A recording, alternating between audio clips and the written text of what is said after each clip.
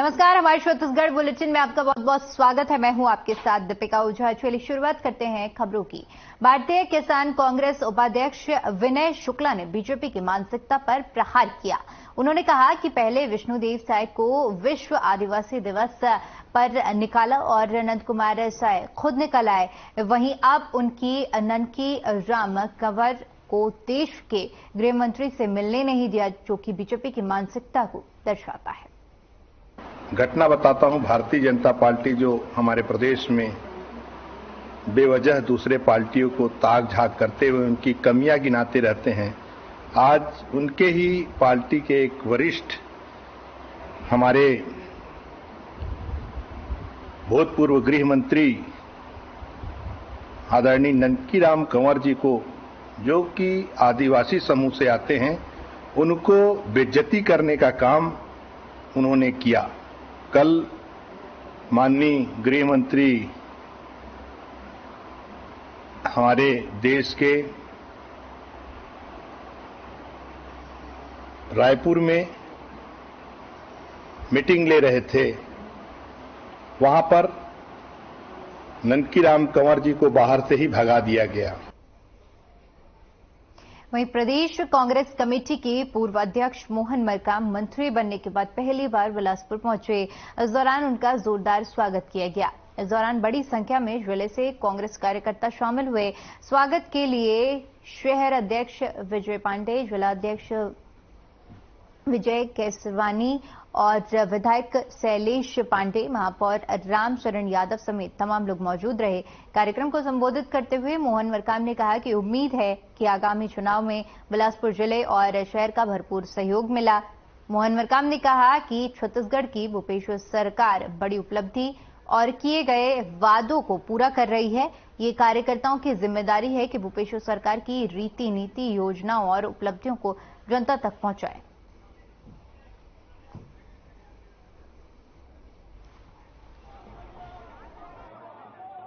में हमारे जाबाज साथियों से मिला और हमारे विभाग की कोई मांगे हैं, कोई समस्याएं हैं, उन समस्याओं को जानने समझने का प्रयास किया ताकि हम विभाग में उन बातों को रख सकें और उनकी समस्याओं का निराकरण कर सकें।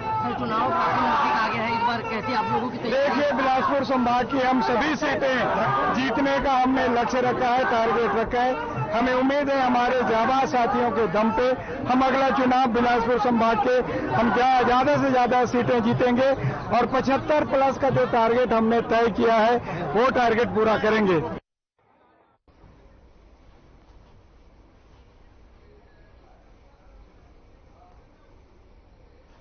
खबर रायपुर से है, जहां पर पत्रकारों से चर्चा करते हुए प्रदेश कांग्रेस संचार विभाग के अध्यक्ष सुशील आनंद शुक्ला ने कहा कि 15 सालों तक झूठ फरेब की सरकार चलाने वाले, वादा खिलाफी करने वाले डॉक्टर रमन सिंह एक बार फिर से झूठ बोल रहे हैं कि कांग्रेस ने अपने घोषणा पत्र के वादों को पूरा नहीं किया है, सिर्फ 19 वादे पूरे किए हैं। जबकि कांग्रेस के जन घोषणा पत्र में 36 वादे किए गए थे, जिसमें से हमने 34 वादे पूरे कर दिए हैं।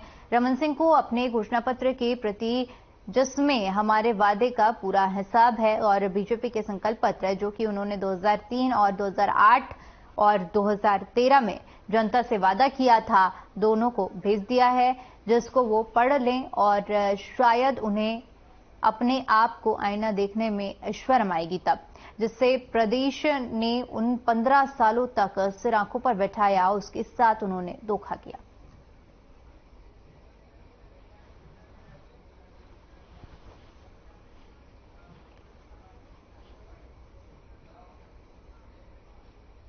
वहीं बिलासपुर जिले के तख्तपुर विधानसभा में हर्षिता पांडे, धर्मलाल कौशिक की अगुवाई में एक दिवसीय धरना प्रदर्शन किया गया, जिसमें वर्तमान विधायक के कार्यकाल में जो जो परेशानियां हो रही हैं उसके बारे में चर्चा की गई और एसडीएम कार्यालय जाकर हो रहे अत्याचार की कॉपी एसडीएम को सौंपी गई। इस अवसर पर काफी संख्या में बीजेपी कार्यकर्ता शामिल हुए। थाना तख्तपुर अंतर्गत आज एसडीएम कार्यालय द्वारा किया गया था अपने विभिन्न मुद्दों को लेकर, जिसमें हर्षिता पांडे मैडम और धर्मलाल कौशिक साहब आए थे और उन्होंने एसडीएम साहब को ज्ञापन सौंप कर अपना धरना प्रदर्शन का समापन किया। को लेकर के भारतीय जनता पार्टी के द्वारा पूरे 90 विधानसभा में एक धरना और प्रदर्शन के कार्यक्रम का आयोजन किया गया है। उसी कार्यक्रम में आज तखतपुर में ये कार्यक्रम हुआ। स्थानीय समस्याओं के बारे में हमारे सभी नेताओं ने चर्चा किया, चाहे वो यहाँ के स्थानीय विधायक हो, यहाँ हमारे जनपद हो या नगर पंचायत हो। जिस प्रकार से करप्शन और भ्रष्टाचार का मामला है, वास्तविक में पौने 5 साल में यदि हम देखें तो ये सरकार जो है करप्शन और कमीशन की सरकार हो गई है। इस सरकार की प्राथमिकता शिक्षा नहीं है, इस सरकार की प्राथमिकता शराब है। 2000 करोड़ रुपए का शराब घोटाला, 500 करोड़ रुपए का गोल्ड घोटाला। आप लैंड माफिया और सैंड माफिया के काम देख रहे हैं कि एक बार टावर के नीचे पूरा खुदाई कर दिए, टावर के लिए लाखों रुपए लगा। अभी 3 बच्चे उसमें मृत्यु हो गई। इसके पहले अनेक बच्चों की मृत्यु हुई है। में कब्जा किया जा रहा है। कोई गरीब आदमी करता है तो समझ में आता है कि वो आवास विहीन है, उसके पास घर नहीं, वो क्या करेगा। लेकिन सुनियोजित ढंग से जिस तरह से कांग्रेस के नेतृत्व वाले विधायक के संरक्षण में यहाँ पे ये पूरा मुरुम की माफिया की जो एक तरह से लड़ाई चल रही है, रेत की, और नगर पालिका तखतपुर और सकरी क्षेत्र में आप देखिए कानन पेंडारी के साइड से जो एरिया है पूरी तरह से यहाँ को बेच दिया गया है मैं कहूँगी। और महर्षि की जमीन हो चाहे खमरिया की, क्यों सरपंच ने इस्तीफा दिया। यहाँ आश्चर्य की बात है कि पौने 5 साल से जो अधिकारी टिके हुए हैं जनपद में, वो इसको पता लगाने के लिए नहीं गए कि उस बेचारी आदिवासी सरपंच महिला ने क्यों इस्तीफा दिया। आज तखतपुर में भारतीय जनता पार्टी के द्वारा एक दिवसीय धरना प्रदर्शन किया गया और विभिन्न उनकी जो मांगे हैं, शिकायतें हैं, उनके संबंध में उन्होंने अनुभागीय अधिकारी कार्यालय में उपस्थित होकर ज्ञापन सौंपा है। वहीं अरपा बेसिन विकास प्राधिकरण के उपाध्यक्ष अभय नारायण राय के नेतृत्व में प्राधिकरण के सदस्यों ने विभाग के अधिकारियों और ठेकेदारों की उपस्थिति में अरपा नदी पर शहर के बन रहे पचुरी घाट बैराज और शिवघाट बैराज का निरीक्षण किया और बताया कि पचुरी घाट बैराज में 90% कार्य पूरा किया जा चुका है। प्राधिकरण के पदाधिकारियों ने पूरे कार्य का मौके पर जाकर निरीक्षण किया, साथ ही साथ अधिकारियों से जानकारी भी ली। उन्होंने कार्यों में तेजी लाकर जल्द कार्य को पूरा करने के निर्देश भी दिए। शिवघाट बैराज पर कुल 24 गेट बनने हैं, जिसमें 8 की ढुलाई बची हुई है। निरीक्षण के दौरान अधिकारियों और ठेकेदारों से 30 जून तक की समय सीमा पर कार्य पूर्ण नहीं होने का कारण पूछा गया। अधिकारियों ने बरसात का हवाला देते हुए कहा कि नदी में पानी आ जाने के चलते निर्माण कार्य में देरी हुई है, लेकिन बारिश का पानी कम होते ही कार्य पूरा करने की बात कही गई है।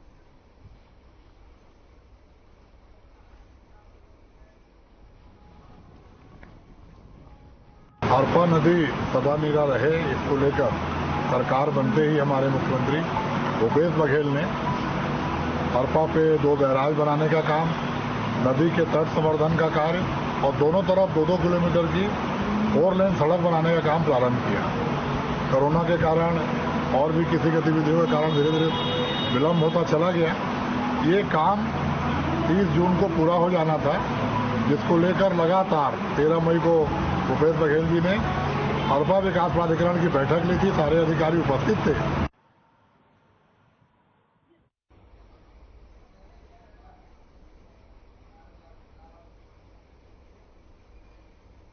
वहीं धर्मजयगढ़ क्षेत्र में आगामी विधानसभा चुनाव की तैयारियों के साथ साथ राजनीतिक घटनाक्रमों के तेजी से बदलने का सिलसिला शुरू हो गया है। एक तरफ सत्ता पक्ष विपक्ष विकास और अन्य मुद्दों पर अपनी सफलताओं को प्रचारित कर रहा है, तो दूसरी ओर विपक्ष भी सक्रिय हो गया है। प्रदेश सरकार पर आरोपी की बौछार करते हुए लगातार हमले बोल रहा है। इसी कड़ी में बीजेपी ने प्रदेश भर में अपने क्षेत्रीय विधायक निवास का घेराव किया। इस प्रदेश व्यापी आंदोलन में रायगढ़ जिले के धर्मजयगढ़ में भी मंगलवार को बीजेपी के दिग्गज नेता और सैकड़ों कार्यकर्ता एकजुट हुए और धर्मजयगढ़ विधायक निवास का घेराव किया। धर्मजयगढ़ के बस स्टैंड में बीजेपी वक्ताओं ने जनता को संबोधित किया, जिसमें उन्होंने प्रदेश सरकार की नीतियों को असफल बताते हुए जमकर नारेबाजी की।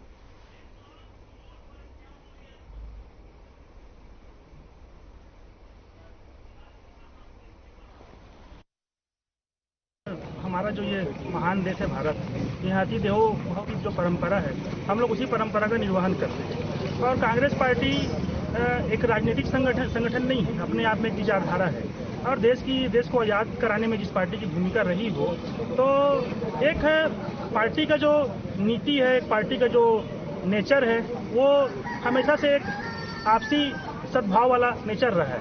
तो आज उनका हमारे विधायक जी के निवास से घेराव कार्यक्रम जो था, तो हम लोगों ने सोचा कि भाई इसमें विरोध करने जैसी कोई बात नहीं है। हमको पता चला तो हमने इधर पूरी तैयारी करके रखी थी। आदरणीय विधायक जी का भी ऐसा हम लोग को सुझाव था कि भाई उनके सेवा में, उनके आवभगत में किसी प्रकार की तकलीफ नहीं होनी चाहिए। वहीं छत्तीसगढ़ किसान सभा और भू विस्थापित रोजगार एकता संघ ने मिलकर SECL के कुशमांडा मुख्यालय के दोनों गेटों पर ताला जोड़ दिया है। इस आंदोलन के चलते सैकड़ों अधिकारी कर्मचारी दिन भर कार्यालय में घुस नहीं पाए। वहीं इससे पहले SECL प्रबंधन ने आंदोलन को टालने के लिए दोनों संगठनों के नेताओं से अपील की है, लेकिन इसका उन पर कोई असर नहीं पड़ा है। आंदोलनकारी नेताओं ने बिलासपुर से उच्चाधिकारियों को बुलाने की मांग की, जिस पर कुशमुंडा प्रबंधन ने अपनी असमर्थता व्यक्त करती है। बता दें कि देश में पहली बार किसी SECL मुख्यालय की 13 घंटे तक तालाबंदी की गई। तो रोजगार और पुनर्वास की मांग की जा रही है, जिसको लेकर कुशमुंडा मुख्यालय पर ताला जोड़ दिया गया है और कार्यालय में अधिकारी कर्मचारियों को एंट्री नहीं दी जा रही है। तस्वीरें हम आपको दिखा रहे हैं महाप्रबंधक कार्यालय की है, जहां पर अपनी मांगों को लेकर कर्मचारी बैठे हुए हैं और हड़ताल की जा रही है।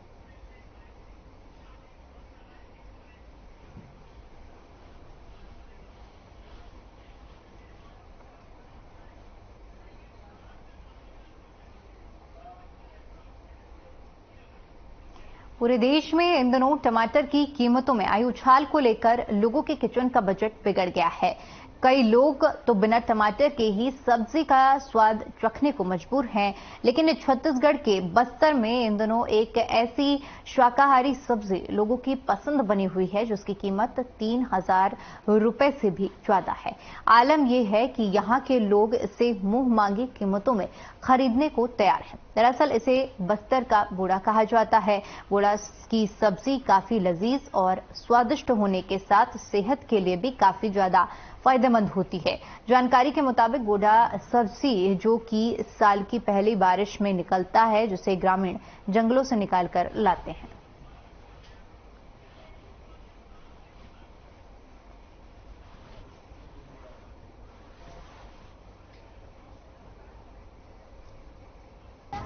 अपना सेमी ले लो, टमाटर ले लो, करेला ले लो, सब महंगे। क्या भाव बिका करेला आज? करेला 80 रुपए और टमाटर? टमाटर 120 चल रहा है।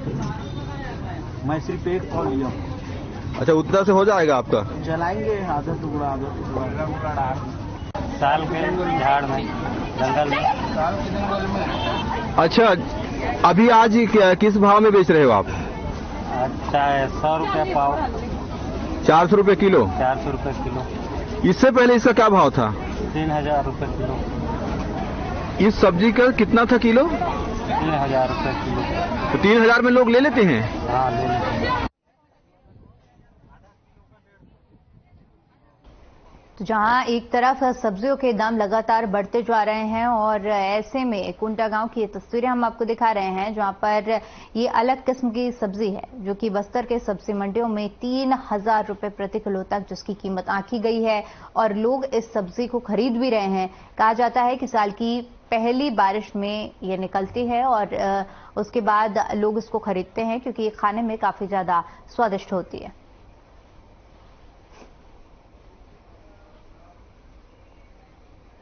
सुकमा जिले के अर्रापुर में 6 साल की मासूम बच्ची के साथ दुष्कर्म करने का मामला सामने आया है। क्षेत्र में बच्ची 15 दिनों के भीतर दुष्कर्म की ये दूसरी बड़ी घटना है। मामले की जानकारी मिलते ही पुलिस ने जांच शुरू कर दी है। पुलिस ने अज्ञात आरोपी के खिलाफ पॉक्सो एक्ट के तहत मामला दर्ज कर लिया है। वहीं मामले की प्रदेश के सभी राजनीतिक दलों ने घटना की निंदा की है और दोषियों के खिलाफ सख्त कार्रवाई की मांग की गई है। साथ ही साथ भाजपाइयों ने इस घटना को लेकर घटनास्थल पहुंचकर चक्का जाम कर एनएच में धरना प्रदर्शन किया और प्रदेश सरकार के खिलाफ जमकर नारेबाजी की। घटना की खबर लगते ही बीजेपी के प्रदेश महामंत्री केदार कश्यप ने 5 सदस्यीय जांच टीम गठित कर जांच के आदेश दिए हैं।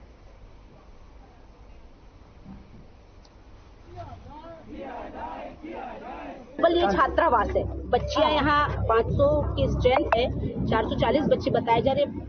चूंकि ट्राइबल छात्रावास है तो यहाँ पर अधीक्षिका भी ट्राइबल होनी चाहिए, लेकिन इन्होंने किनको लाके बैठाया है? पूरी तरह ये घटना के लिए ये सरकार जिम्मेदार है। ये तो पूरी सरकार को बदल देना चाहिए। पूछना भी चाहे, ये बातचीत भी करना चाहे तो उनके चेहरे में वो भय दिख रहा है। तो ये भय का वातावरण है यहाँ पर, और उस भय का वातावरण को कहीं ना कहीं जिम्मेदार अधीक्षिका है, ये मैं मानती हूँ। क्योंकि कुछ ना कुछ ऐसा उन्होंने देखा है बच्चियों ने, जिसके कारण उनके मन में डर हो गया है। और यहाँ के जो मंत्री हैं उनकी भी जिम्मेदारी बनती है कि ऐसे जो संस्था है या प्रशासन की भी जिम्मेदारी बनती है कि ऐसे जहाँ पर बालिका गृह है वहाँ पर कम से कम होम गार्ड एक होना चाहिए, और ये कंपलसरी होता है। हमने यहाँ के जिला अधिकारी से बात की तो उन्होंने कहा कि हमने लेटर लिखा है, कोरोना काल के समय से यहाँ पर होम गार्ड नहीं है। कहने का मतलब यह है, तब से लेकर अब तक आपने यहाँ पर कोई भी सुरक्षा का इंतजाम नहीं किया है। ये सबसे बड़ी चूक है।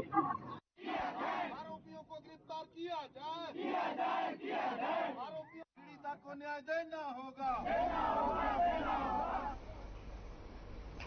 तो सुकमा में मामला सामने आया है जहां पर 6 साल की मासूम बच्चों के साथ दुष्कर्म की वारदात को अंजाम दिया गया है। ये कोई पहला मामला नहीं है, इससे पहले भी इस तरह का मामला सामने आया है। 15 दिन के अंदर ये दूसरी घटना है जिसको लेकर लोगों में आक्रोश भी देखने को मिल रहा है। फिलहाल इस पूरे मामले की सूचना पुलिस को दे दी गई है, जिसके बाद पुलिस इस पूरे मामले की जांच में जुटी हुई है। लेकिन बड़ी संख्या में बीजेपी कार्यकर्ता इकट्ठे होकर नारेबाजी कर रहे हैं और विरोध जताया जा रहा है।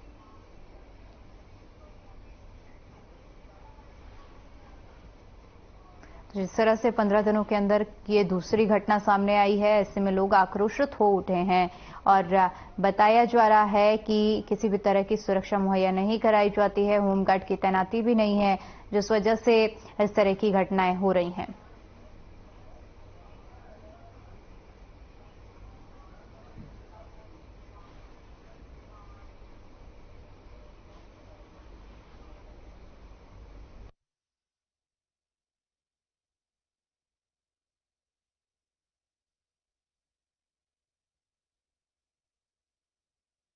की घटना जहां पर 15 दिनों के अंदर ये दूसरी घटना है और मासूम बच्चे के साथ दुष्कर्म की वारदात को अंजाम दिया गया है। और अब इस पूरे मामले में पुलिस ने अज्ञात के खिलाफ शिकायत दर्ज कर ली है, जांच पड़ताल शुरू कर दी गई है।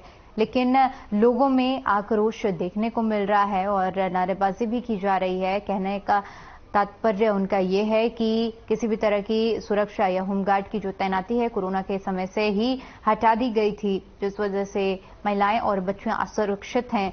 15 दिनों के अंदर ये दूसरी घटना सामने आई है जहां पर 6 साल की मासूम के साथ दुष्कर्म की वारदात को अंजाम दिया गया है। फिलहाल अब पुलिस इस पूरे मामले की जांच पड़ताल कर रही है।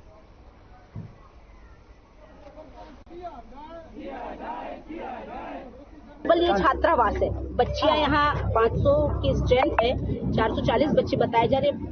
चूंकि ट्राइबल छात्रावास है तो यहाँ पर अधीक्षिका भी ट्राइबल होनी चाहिए, लेकिन इन्होंने किनको लाके बैठाया है? पूरी तरह ये घटना के लिए ये सरकार जिम्मेदार है। ये तो पूरी सरकार को बदल देना चाहिए। पूछना भी चाहे, ये बातचीत भी करना चाहे तो उनके चेहरे में वो भय दिख रहा है। तो ये भय का वातावरण है यहाँ पर, और उस भय का वातावरण को कहीं ना कहीं जिम्मेदार अधीक्षिका है, ये मैं मानती हूँ। क्योंकि कुछ ना कुछ ऐसा उन्होंने देखा है बच्चियों ने, जिसके कारण उनके मन में डर हो गया है। और यहाँ के जो मंत्री हैं उनकी भी जिम्मेदारी बनती है कि ऐसे जो संस्था है या प्रशासन की भी जिम्मेदारी बनती है कि ऐसे जहाँ पर बालिका गृह है वहाँ पर कम से कम होम गार्ड एक होना चाहिए, और ये कंपलसरी होता है। हमने यहाँ के जिला अधिकारी से बात की तो उन्होंने कहा कि हमने लेटर लिखा है, कोरोना काल के समय से यहाँ पर होम गार्ड नहीं है। कहने का मतलब यह है, तब से लेकर अब तक आपने यहाँ पर कोई भी सुरक्षा का इंतजाम नहीं किया है। ये सबसे बड़ी चूक है।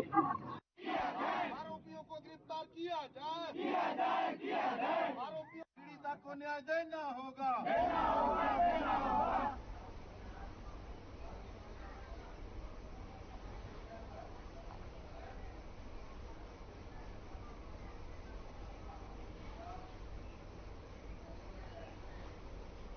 वहीं बिलासपुर जिले के तख्तपुर ब्लॉक में आम आदमी पार्टी का बदलाव पदयात्रा का कार्यक्रम था, लेकिन रायपुर में आंदोलन की वजह से कार्यक्रम स्थगित हो गया। लेकिन फिर भी पंजाब से आए शर्मिंदर सिंह खीडा चेयरमैन द्वारा कार्यकर्ताओं को संबोधित किया गया। उनके द्वारा कहा गया कि आने वाले समय में यहां भी आम आदमी पार्टी दिल्ली जैसा बन के रहेगी।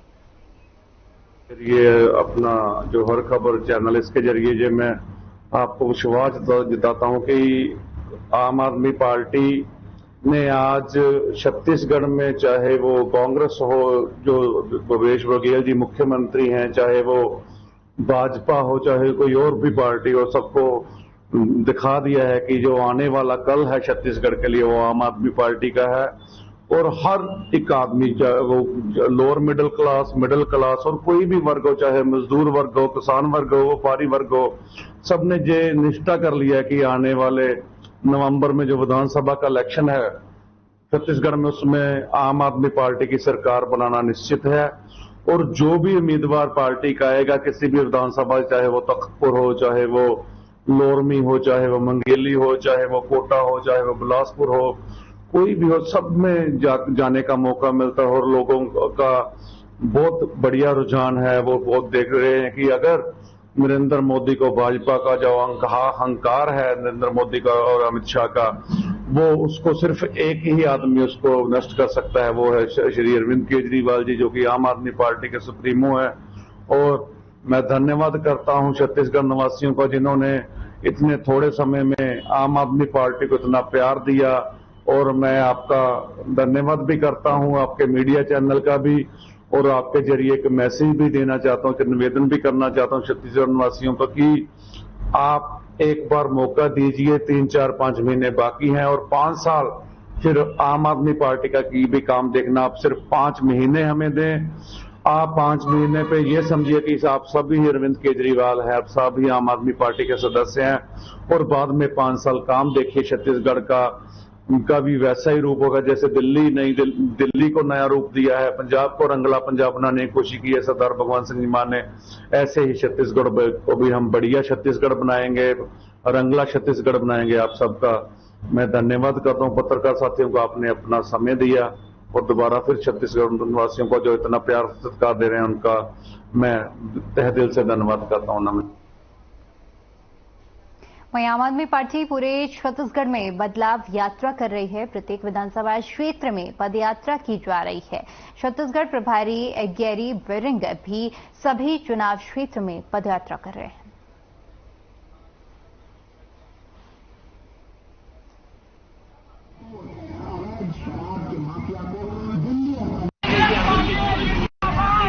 बदलाव यात्रा निकाले इसी चरण में आज पूरी शहर में हमने बदलाव यात्रा निकाली।